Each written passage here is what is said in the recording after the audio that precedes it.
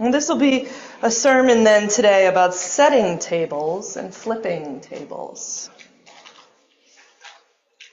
A couple of years ago, some of you might remember this, during Lent we had instead of a book club, we had a video club, and we watched a video series called Marching from Pain to Possibility. And I was thinking about one particular video that was called Healing Justice. And it posed the question, how can the church participate in the healing of the wounds that injustice leaves behind? How can the church become a place where God's healing justice is incarnated, a place that welcomes everybody in? And in this video, several of the theologians talked about healing justice as the church's ability to set a table that includes everyone.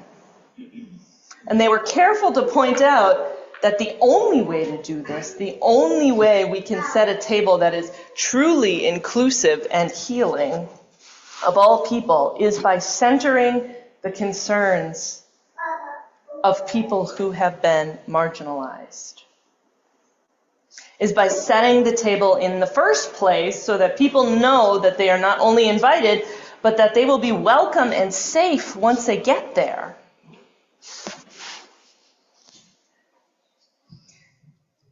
Because when the church can do this, then it is an expansion of what we experience in communion, in the Eucharist. Because it's a reflection of the sacrifice and the healing grace of Jesus Christ. And that's why we do it. And of course, this church knows this. Those of you who have been here for a while can undoubtedly remember how long this church has been on that trajectory. And you undoubtedly know the work that it takes to keep it there. To keep it on that trajectory and the choices that have to be made. And maybe you have memories of, no matter how long you've been here, maybe you have memories of how we have been faithfully making those choices and taking them seriously. We have been working on setting a different kind of table. I actually found some notes from the discussion that we had after this video, Healing Justice. And now we have a diverse congregation, one that includes people who know what it feels like to have a table set against them. Who see tables set out in the world that they are not invited to, or that they can't physically join because of disability, or that they are barred from participating in by white supremacy, or by homophobia, or by anti-trans fear. And in this discussion, the people who participated brought up examples from their own lives or from members of their communities, their friends, their family, of what happens when a table is not set to be explicitly welcoming. It's not explicitly arranged with them in mind.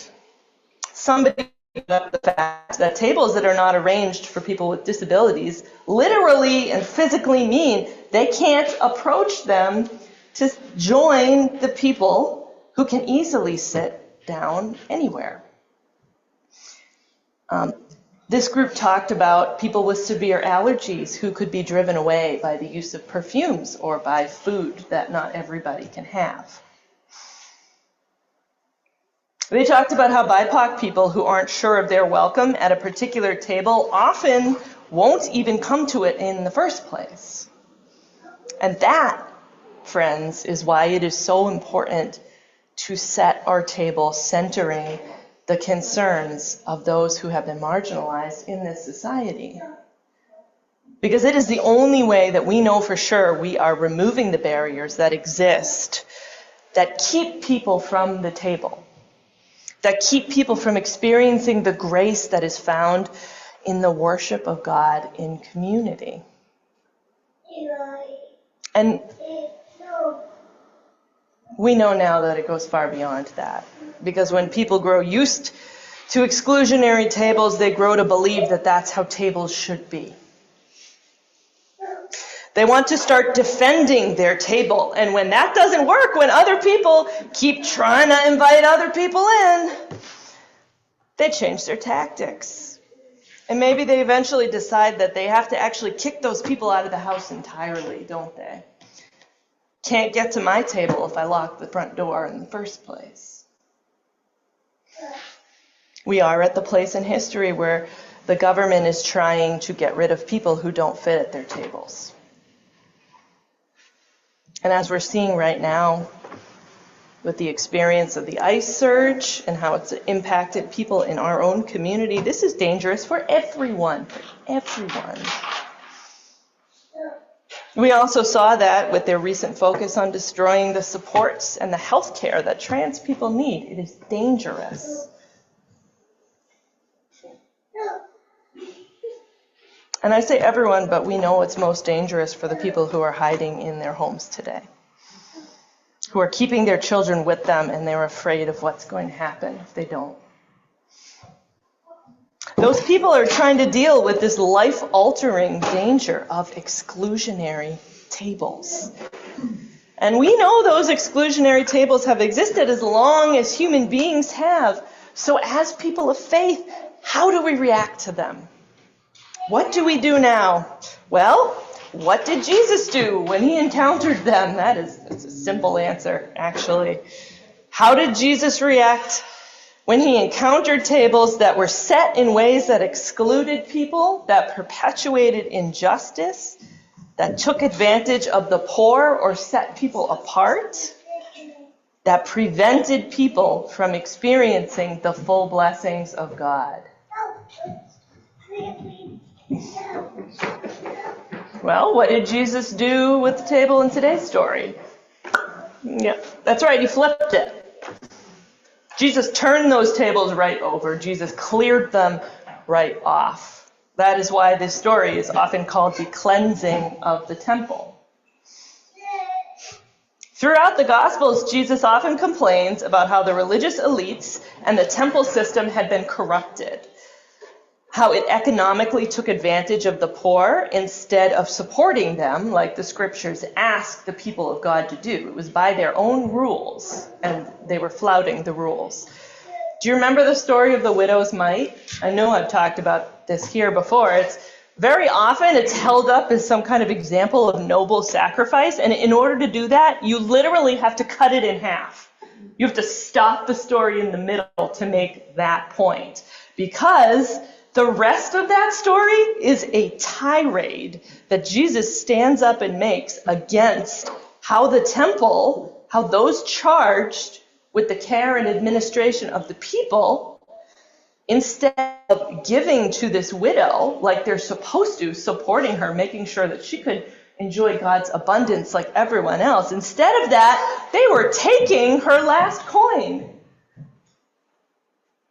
They were taking advantage of the elderly and those who could not support themselves. And Jesus had harsh words for those who separate people from God's intended blessings. In this case, it's people who would turn the temple itself, the site of God's presence, the center of God's presence in Israel, into a den of thieves.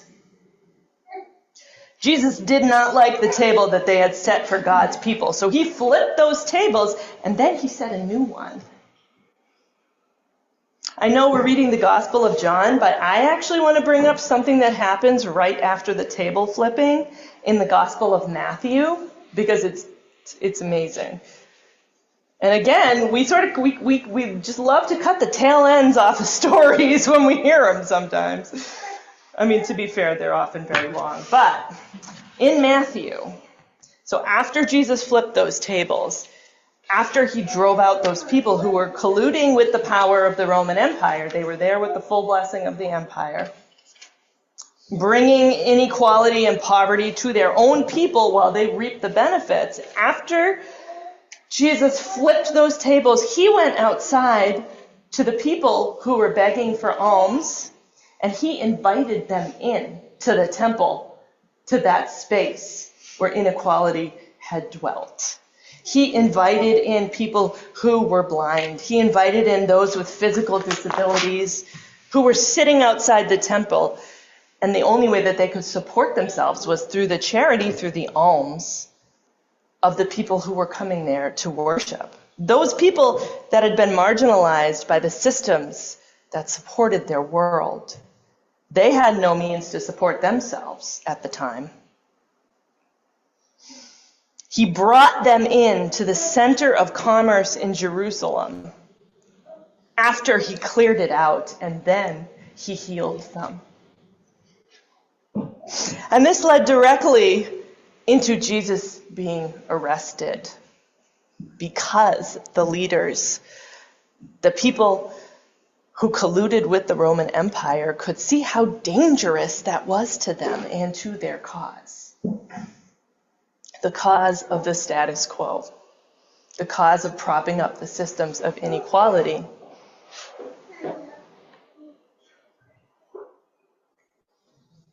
And in case you were wondering and hadn't made the connection, we know this is the reason why Minnesota is being targeted right now by the current administration.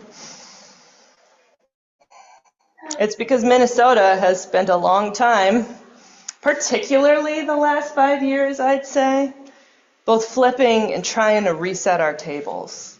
We've been working on it. We have been trying. We're being targeted because we rose up after George Floyd was murdered and we dared to try and change things. We're being targeted because we are a trans refuge state. I talked to someone who was there when that bill was passed. I wasn't aware that they literally stayed there all night to do it. The leader of Outfront told me that when she left that day, it was 5 a.m. and she drove into the rising sun, and it was beautiful. And that is why we're where we are right now. We are being targeted because we dared resist ideas like denying immigrants driver's licenses, regardless of their legal status, because we dared resist ideas like making people bring ID before they came in to vote. We're targeted because many of our police forces, while having other issues, do not and will not do immigration enforcement. We are experiencing what happens when empire is challenged seriously because we're trying to set a different table. And like what has happened and what happens about those we read about in the scriptures when they confront evil and then must face the backlash of it, may redemptive things grow out of what is happening right now. May it be transformative, and may it reveal both the heart of evil that we are facing, but also a better way forward. May resurrection come even from this. May this show people how large the table must be that we have to set in order to see God's will done on earth like it is in heaven. Because no one and nothing can stop the coming of God's reign here on this earth. The inauguration of God's reign involved flipping those tables and setting entirely different ones for all people. And we just read about Jesus flipping the tables in the temple, but that's not the end of his interaction with the temple. In fact, at the end of this gospel, we will read about how Jesus is going to tear the curtain in the temple in half. And the curtain in the temple was across something called the Holy of Holies. And it was the thing that symbolized everything that separated God's people from the presence of God. Because that Holy of Holies, that was a place where only one priest was allowed to go one day of the year. And when Jesus died, that curtain was torn in two. And when he rose again, the earth was filled with the presence of God, unleashing something that even death cannot overcome. So what do we do? What do we do right now? Well, we will keep flipping tables. That's what we're supposed to do. We don't worry about what is sanctioned by the Roman Empire. And then we keep setting tables for our neighbors, for our friends, for our community members, for anyone who is vulnerable right now. We keep setting those tables, and we need to load them up with food, and if they can't come to the table right now, we will bring it to them. We need to keep setting a wider table within this community so that we can support one another through this and through anything. But also outside, we are setting a wider table in the world.